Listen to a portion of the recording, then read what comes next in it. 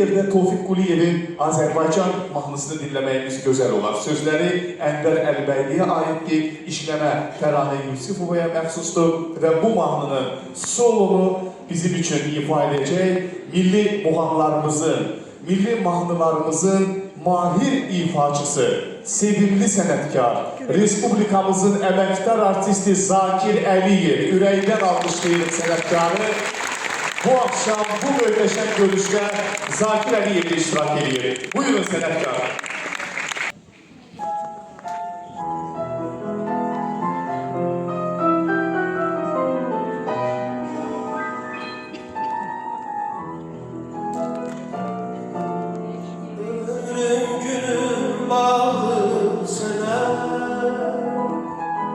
Şan şöhrətli Azərbaycan,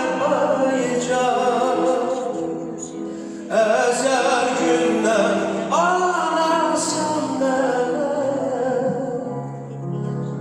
Ey qüdrətli Azərbaycan,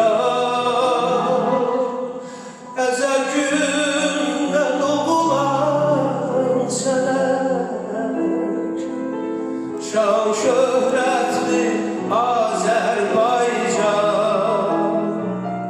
müqəddəs daşın var, torpağın var.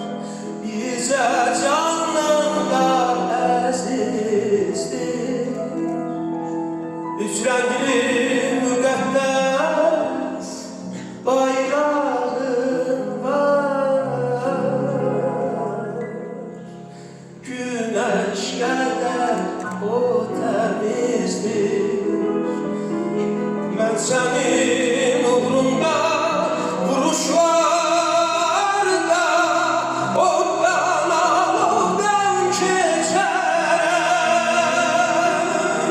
Daş gibi möhkemem etibarda,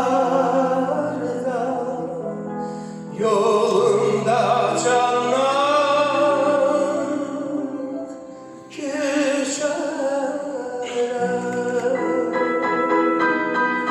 Sevdi şahlar